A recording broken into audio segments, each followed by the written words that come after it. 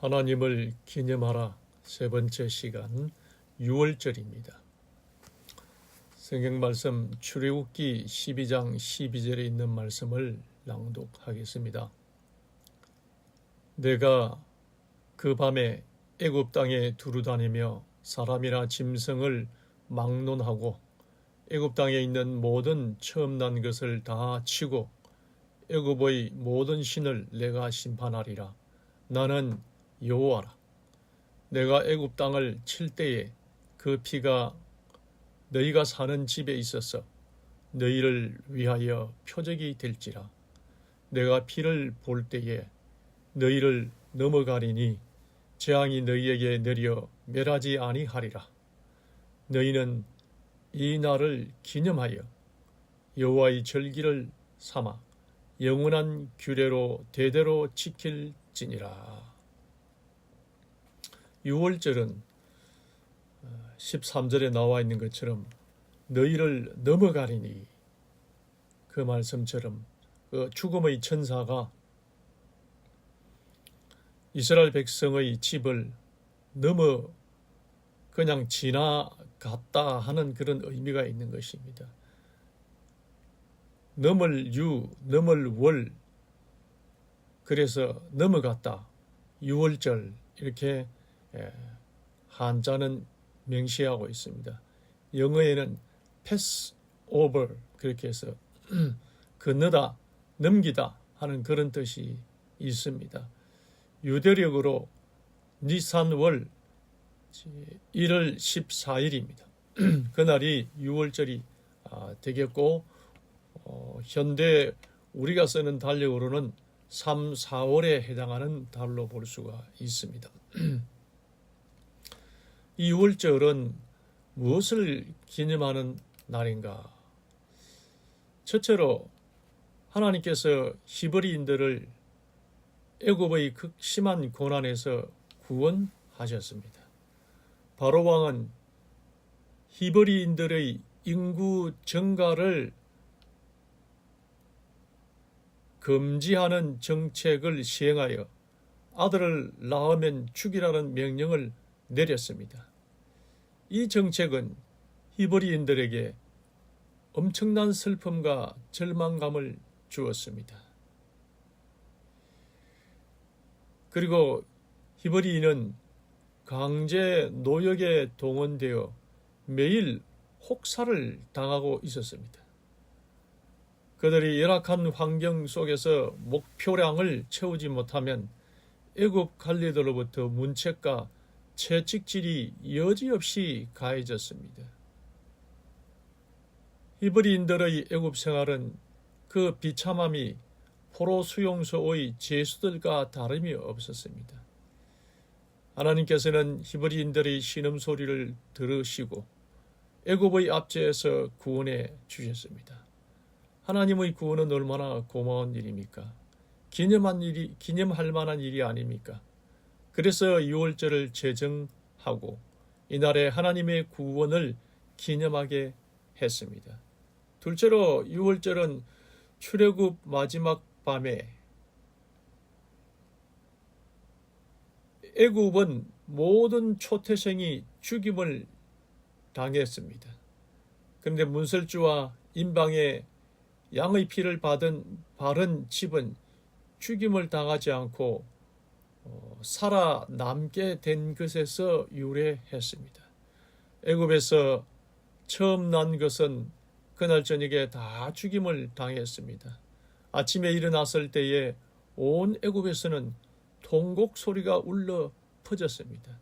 하나님께서 애굽인들에게 히브리 사람들이 아들을 낳으면 살해해 왔던 잔인한 정책에 대한 하나님의 응징을 받았습니다. 이 사건으로 하나님의 능력이 나타나 모세가 인도하는 이스라엘은 애굽의 바로 왕으로부터 벗어날 수 있었습니다. 그래서 하나님께서는 이날에 나타난 하나님의 능력과 구원을 잊지 말고 기억하기 위해서 6월절을 제정해 주셨습니다. 이스라엘 백성은 1년에 한 번 6월절을 지키면서 출애굽 때 역사하신 하나님을 기억했습니다. 그 유월절 날에 이스라엘 백성들은 양을 잡았습니다. 양을 잡을 때에 온 가족이 모여서 양을 잡았습니다. 한 사람도 집을 나가지 않고 모여서 양을 잡았습니다. 살아있는 양을 잡는 것은 끔찍한 일입니다. 이 생명을 죽이는 의식을 통해서 자신들이 죽는 경험을 하게 됩니다. 그리고 짐승의 죽음이 자신들을 대신하게 하신 하나님의 은혜에 감사하게 됩니다. 그래서 우리가 유월절을 기념하게 될 때에 유월절 절기를 지키면서 하나님의 구원을 기념할 때 하나님은 최초 유월절에 임하신 능력을 지금 유월절을 기념하는 사람들에게 행하시겠다는 그런 약속입니다. 그래서 유월절을 지키게 될 때에 하나님께서는 이스라엘 백성들을 구원했던 그 능력으로 지금 유월절을 지키는 사람들을 이끄시고 구원하시게 되는 것입니다. 이 유월절은 예수님에게서 완성이 됩니다. 마태복음 27장 50절에 보면은 예수께서 다시 크게 소리 지르시고 영원히 떠나시니라. 이에 성소 휘장이 위로부터 아래까지 찢어져 둘이 되고 땅이 진동하며 바위가 터지고 그랬어. 그래 여기에 보면은 마태복음 27장 51절에 성소 휘장이 위에서부터 아래로 찢어져 버렸습니다. 그래서 더 이상은 성소의 제도가 필요 없고 성소를 통해서 이루어지던 절기들도 완성이 되게 되었고 유월절도 그 원행이신 예수님께서 이 마지막 마무리를 지으심으로 말미암아서 유월절도 마무리되어져서 다시는 이제 유월절의 구약의 형태로 지켜지거나 기념되어지지는 않는다는 것을 말하고 있습니다. 시대 소망 77쪽에서 이스라엘 백성이 애굽에서 구원을 받은 것은 구속에 대한 실물 교훈이었고 유월절은 그것을 기념하기 위한 것이었다. 죽임을 당한 어린 양, 누룩 없는 떡, 처음 익은 곡식단은 다 구주를 상징하였다. 그랬습니다. 그래서 이제 원행되시는 예수 그리스도께서 십자가에 돌아가심으로 말미암아서 유월절은 완성되어졌다. 그렇게 말하고 있습니다. 그리고 예수님께서는 새로운 제도를 통해서 이제 십자가를 기념하라. 예수님의 그 구원의 사역을 기념하라. 그렇게 말을 하고 있습니다. 누가복음 22장 16절에 내가 너희에게 이르노니 이 유월절이 하나님의 나라에서 이루기까지 다시 먹지 아니하리라. 그렇게 말씀하셨습니다. 19절에 또 떡을 가져 감사 기도하시고 떼어 그들에게 주시며 이르시되 이것은 너희를 위하여 주는 내 몸이라. 너희가 이를 행하여 나를 기념하라 하시고 그랬습니다. 그래서 이 유월절은 애굽에서 나올 때 하나님께서 행하신 일을 기념하는 절기입니다.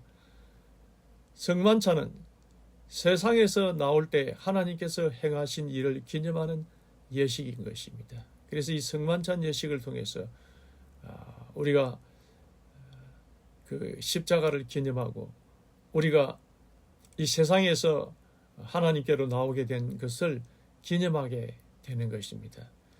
끝으로 실제로 유월절을 지키게 되었을 때에 그 유월절을 기념하는 하나님의 백성에게 하나님께서는 그 유월절과 같은 그런 능력을 역사하셨는가? 실제로 그런 일이 일어났는가 하는 것을 검증해 보겠습니다. 히스기야의 경험을 통해서 말씀드리겠습니다. 역대하 30장 1절. 히스기야가 온 이스라엘과 유다에 사람을 보내고 또 에브라임과 머나세에 편지를 보내어 예루살렘 여호와의 전에 와서 이스라엘 하나님 여호와를 위하여 유월절을 지키라 하니라. 히스기야는 하나님께로 돌아왔고 그리고 온 백성과 함께 하나님께서 명하신 유월절을 준수했습니다. 이 유월절을 지키게 되었을 때에 이스라엘 중에 무슨 일이 일어났을까요? 역대하 30장 20절에 보면은 여호와께서 히스기야의 기도를 들으시고 백성을 고치셨더라. 백성을 고치셨습니다.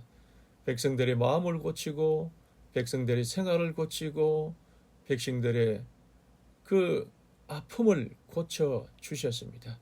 그래서 하나님께서 역사하신 것이지요. 역대하 31장 21절에 그가 행하는 모든 일 곧 하나님의 전에 수종드는 일에나 율법에나 계명에나 그의 하나님을 찾고 한 마음으로 행하여 형통하였더라. 그래서 히스기야가 유월절을 지키게 됨으로 말미암아서 하나님께서는 히스기야에게 형통함을 주셨다 하는 것을 말씀해 주셨습니다. 그래서 그 출애굽에서 나타난 그 하나님의 위대하신 능력을 이스라엘 백성들이 유월절을 통해서 기념하게 되었을 때에 하나님께서는 그 유월절에 나타나셨던 그 능력을 역사하시어서 출애굽 때에 최초의 유월절에 나타내셨던 그 능력을 이스라엘 백성들에게도 나타내신 것입니다. 그래서 그 백성들이 고쳐지고 하는 일이 형통하게 되었습니다. 오늘 우리가 주님을 기억하고 기념하게 될 때에 하나님께서 우리에게도 역사하시는 것입니다. 우리를 구원하신 하나님을, 예수님을 기념하는 우리 성도들이 되기를 바랍니다.